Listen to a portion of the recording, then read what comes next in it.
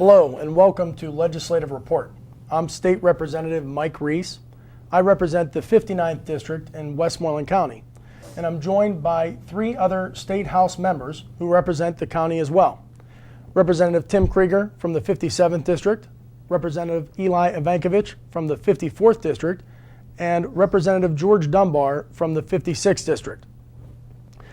We thought we'd take a moment to update residents of Westmoreland County on the issues we're working on here in Harrisburg and how we serve the county as a team. Representative Dunbar, would you like to start things off by telling us the areas that you represent?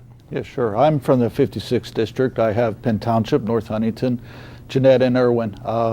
Freshman here in the State House, and it's nice to be a member of this team. As a freshman member, it's always very nice to know that I have more senior members I can go to, get advice, talk through issues, and get a good feel for what's going on here.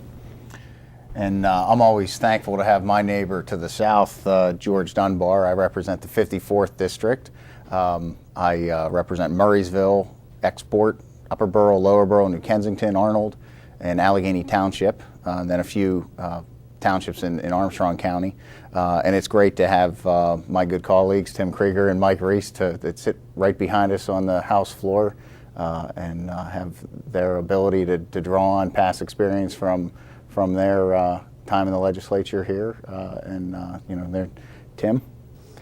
These guys are my neighbors to the north and to the west. I represent the 57th District, and that includes Salem Township, the borough of Delmont, a majority of Hempfield Township, all but just the east and west edges of Hempfield Township, City of Greensburg, South Greensburg, Southwest Greensburg, parts of Unity Township over near Crabtree and Twin Lakes, Youngwood, New Stanton, and Hunker boroughs. And Mike is my neighbor to the east.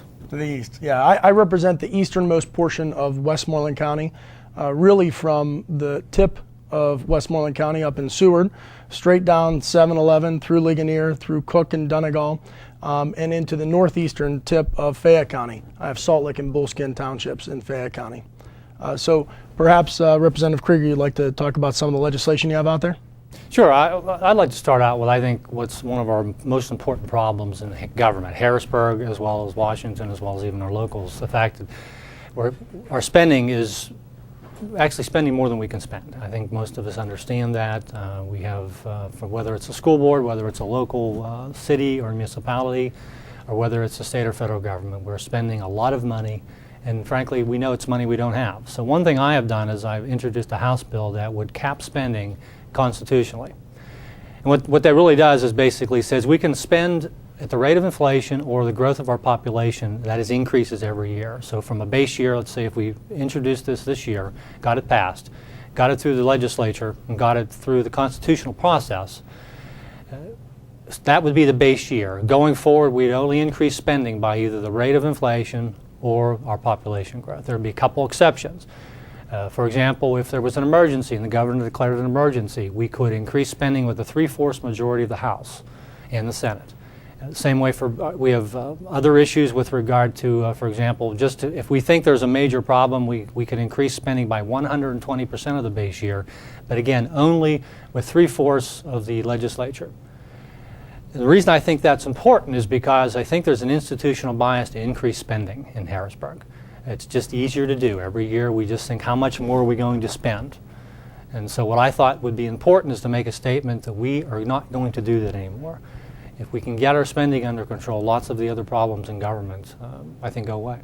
Well, Tim, I think you bring up a great point. I think one of the biggest frustrations people in Westmoreland County have is that they see the government operating in ways that they can't. Yes. They see government gets more revenue and they spend it. They see the fact that government, public sector employees have very large pension plans that, generally speaking, don't mimic those types of pension plans that we see at the companies that we may have worked for before we came here, or that our neighbors work in. And that's why one of the reasons why I drafted House Bill 2200, which begins, in my opinion, to start to address the pension crisis we have here in the Commonwealth. And it doesn't try to do this big, broad, sweeping change. Government has proven that when it tries to fix problems in total, and it tries to bring various areas together, that sometimes is just not successful. And so I'm trying to look at incremental changes that we can make to our pension system. And specifically what House Bill 2200 does is it does what most private companies did, which is they recognize that their pension obligations outpace their ability to pay. And they said, okay, from this date going forward, there will just be a 401k style pension. And the folks who are in the existing pension system will be totally unaffected. And House Bill 2200 only applies to the General Assembly members and staff that will be coming in to the House and Senate after November 2012. Well, what's the obligation outstanding right now? I mean, it's like 30 or 40 billion dollars. Tremendously underfunded. And that's something that we have got to get our handle on, or we're going to see the taxpayers of this Commonwealth bear a tremendous burden that they Absolutely. can't bear. And I think that the legislature needs to lead by example on this. I think it's a very strong message for us to be able to stand up and say, you know what, we're going to take the lead, we're going to change our pension system going forward and start to address this critical problem for the people of Pennsylvania. Yeah. And leading by example is something I think we've all stood up for. Three of us have already cast votes to reduce the size of the legislature from 203 members to 153 members, those of us in state government committee. I think Tim always says, anytime you go out and hear Tim speak, he'll say his line is always the same thing. Pennsylvania does not have a revenue problem, it has a spending problem. Your bills lead to that, plus these other things that we're working on, but we need to lead by example. And we need to put the stake in the ground of saying, there does not need to be 203 members here. Mentioning, you're referring to Sam Smith's bill, Speaker Smith's bill, and of course I have my own bill dealing with reducing the size of the legislature. I think it's important that we all remember, and I know the three of you do, that technology has changed the game. Our infrastructure is much better than it was 100 years ago. We can represent more people, quite honestly, in a very good way, than we could 100 years ago. Email. We're in constant communication with the people that we represent. So to say that we couldn't represent 15, 20, 25,000 more people, I think that's somewhat misleading. I think just technology and infrastructure improvements allows us to represent more people. And like you said, it's really about leading by example. If we're going to ask everyone else in state government to do more with less, we should be no different. And the funny thing is, as we sit here talking about this, for everybody else to understand, we go through these discussions all the time. I mean, the four of us will get together, we'll talk about different issues that are coming up. And the one nice thing of being from a delegation with a lot of like-minded individuals, although we don't agree on everything, Mike is on education, Tim on judiciary, Eli on ER&E, energy and resources, me on finance.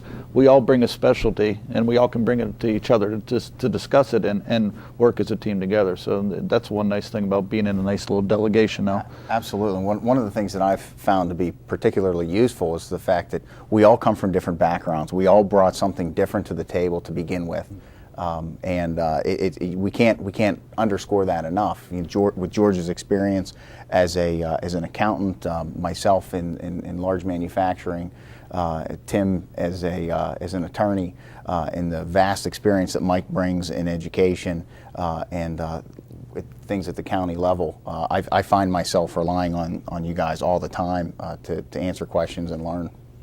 Mike, don't you have a bill out too? Is there a bill, the smart meter bill, you want to talk about? Yeah, I mean, I think this would be a good time to talk about my smart meter legislation. It looks like it's actually going to be in front of the committee in the beginning part of May. Consumer Affairs is going to have a hearing on it, and the Chairman Godshaw has agreed to do so, and I certainly appreciate that.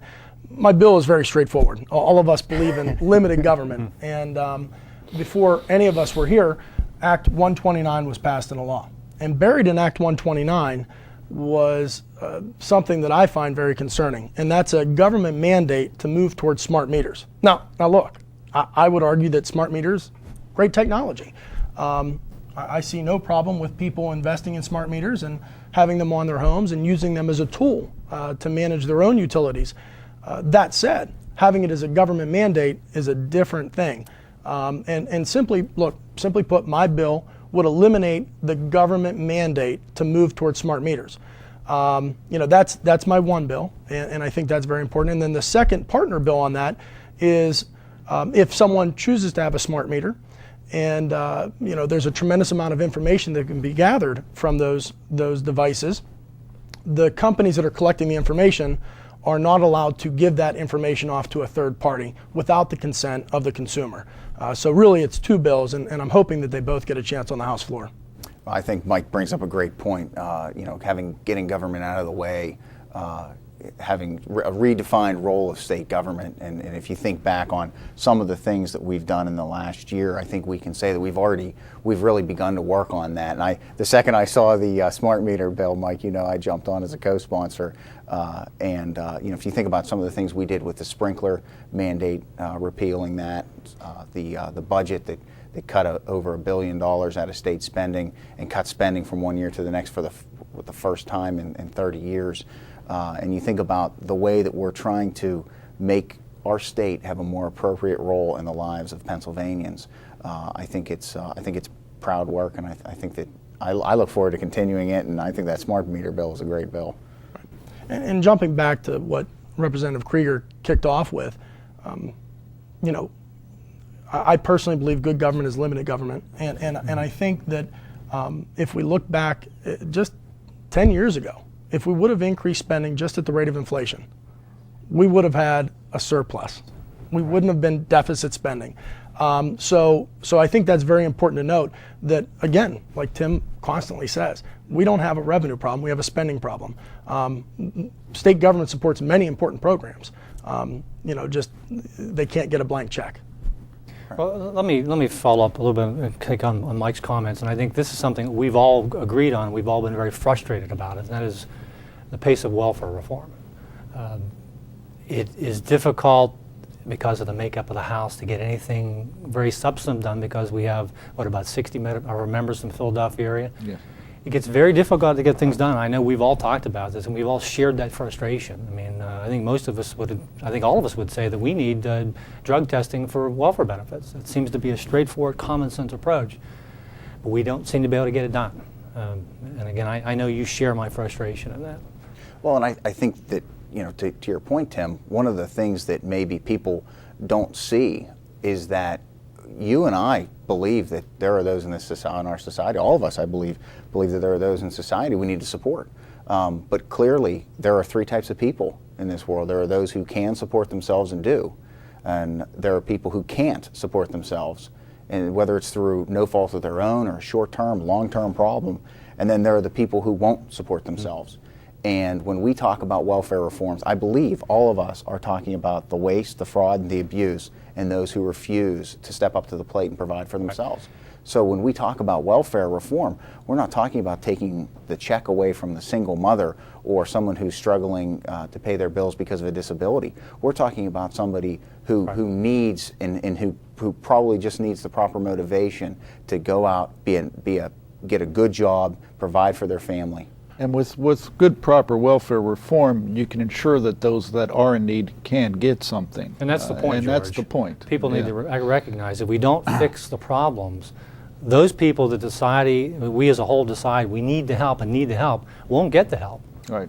And it's interesting, as we talk about education reform, many of the issues that we have in our classrooms come from some of our societal issues. Right. And a lot of people don't want to address those. But our teachers are really in a bad position whenever there's no support at home from mom or dad. And so part of the problem that I see with the welfare system is, again, you guys are dead on right. Welfare is fitting and appropriate for some who are truly in need. We're the greatest country in the world. I think we have the greatest state in this country. And we don't mind helping those who are truly in need. The problem is that some of these benefits have become a lifetime of abuse, and even worse, generational. Whenever our young people are learning that there's a way to work the system rather than actually, be successful yourself. And, ultimately that's doing some real damage to our society. And quite honestly, it puts all of our schools in a real difficult position to be successful. And we have a lot of great schools, but the reality is, some of these teachers are facing issues that they probably shouldn't be facing, and I think there's a place and there's a time for support, and then there's time that you ultimately have to get people up and moving. Yeah, with that. And as we go into this year's budget cycle, It's very difficult. We're working on limited dollars. Where does the money come from? Everybody loves to give more money to higher ed, basic ed. Do we cut welfare? Is that direction we need to go? How do we do it efficiently and effectively without shortchanging those that are in need? For me, I do have a bill out as well. It's called HB 1877. It deals with some education funding issues where presently when there's delinquent taxes, there's a 5% fee that the local municipalities and school districts have to pay to the county to collect the delinquent taxes. But if the county does not collect it and the local school district or municipality collects it on their own or uses a third party, they're still responsible to pay the 5% fee. So my legislation eliminates the 5% fee and essentially takes the pie of taxes and divides it up equally, that those that impose the tax, collect the tax, get the tax, as opposed to going to the county. These are little mandate relief type of things that we need to look at for all the counties, for all the school districts to make sure that they can meet their budget needs. You know, and I think that it's great. You know, we're hearing about school district issues. We hear, you know, we're talking about welfare issues, and a wiser man than myself once said that the best social program is a good economy.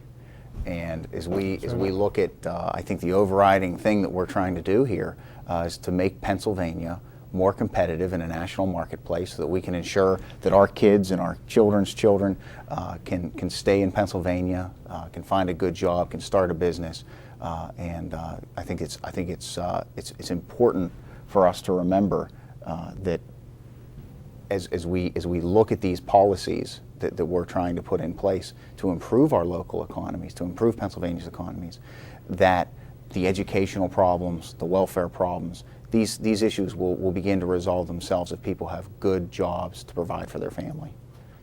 Eli, that is a great statement, and I think it speaks to some of the things that we're trying to do. And of course, I believe we're all co-sponsors on Representative Dave Reed's bill that would change the tax structure for some folks here to allow for real job creation. The big thing is, in my mind, is moving to a single sales factor. Right now, Pennsylvania punishes businesses for hiring employees.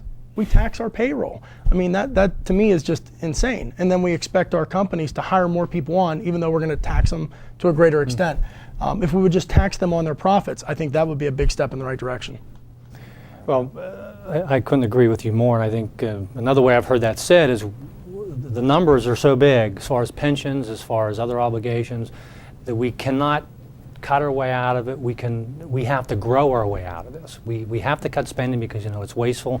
In the sense of welfare, it's actually destructive in my view. And I think a lot of the problems we have with education are because we're feeding a problem in welfare. We're creating a generational problem. Then we wonder why we have problems in the schools. So we have to grow out of this. And Eli, your point's exactly the right. We need to create an environment here where people will have jobs, have good paying jobs. And I think Pennsylvania is doing better than it has in the past, but we have a lot more to do. But still, when you read articles that we're the 49th state in taxing our corporations, we are forcing jobs out of the state continuously. And we really need to look at better ways of doing business here to attract businesses here, because that's where the jobs are, and that's how we're going to take care of the problems that we have. And I think that's something we all have in common. And I think, and I guess one thing, I know we don't have much time left, but I think I'd like to just make sure the viewers know that all of us take. These votes are very serious votes for us. There's nothing we do here that sometimes we agonize together over these votes because we know that our decisions impact people. So, but it's great working with you guys. I think we have a great team here in Westmoreland County. I look forward to doing a lot more for the county in the years to come. But unfortunately, that's all the time we have for today's program. So if you have any questions about what you've seen, feel free to contact any one of us at our local offices or through our websites. We'll show you that information in a moment. And thank you for watching.